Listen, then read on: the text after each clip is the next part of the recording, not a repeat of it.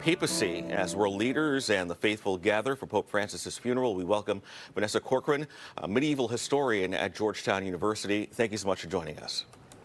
Good morning, and thank you. So, Vanessa, let's start with the significance of where the Pope decided to be buried. He decided to break with 100 years of tradition.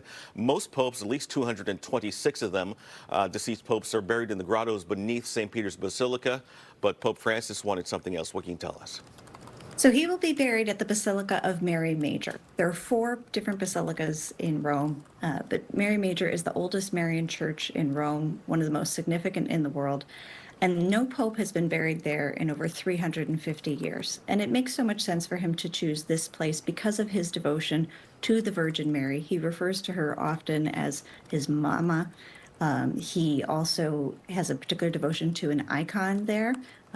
That is very important. It's an image that he also used during an extraordinary blessing during the COVID pandemic. He will be joining 6 other popes who have also been buried there over the past nearly 2 millennia.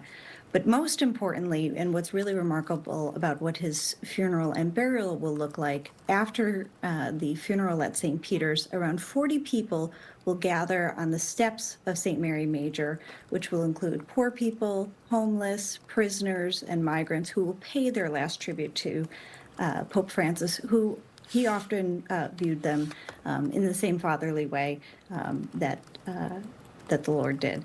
And additionally to this is all fitting with the name that he chose, Pope Francis, after St. Francis of Assisi, who lived a life ministering to the poor. Right. So this is interesting here.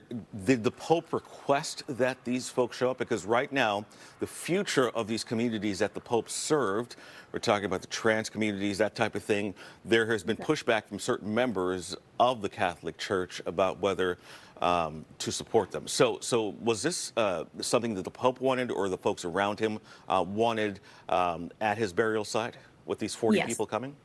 Yes, this has been planned for years. His will, which was just released on Monday, had been set in place publicly since 2022, where he announced his chosen burial location, his very simple tomb, which will just have his name. It will be very stripped down, not as ornate as other burial locations. This funeral is much more simple, and this has been well established for years prior to his passing.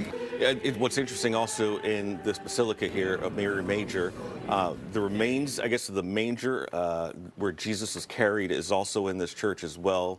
And there's also the Salus Papili Romani, an iconic painting by Luke. What can you tell us about how that has influenced perhaps where the Pope decided to be laid to rest?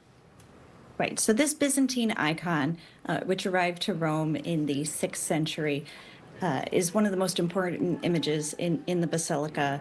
It is the specific location that Pope Francis would often visit. He made over 126 visits to Mary Major throughout his papacy, most recently on April 12th, after he was discharged from the hospital. And as noted previously, this church is also sometimes referred to as Mary of the Crib, because the wooden framework that is believed to be the manger where Jesus was laid into as an infant is housed here.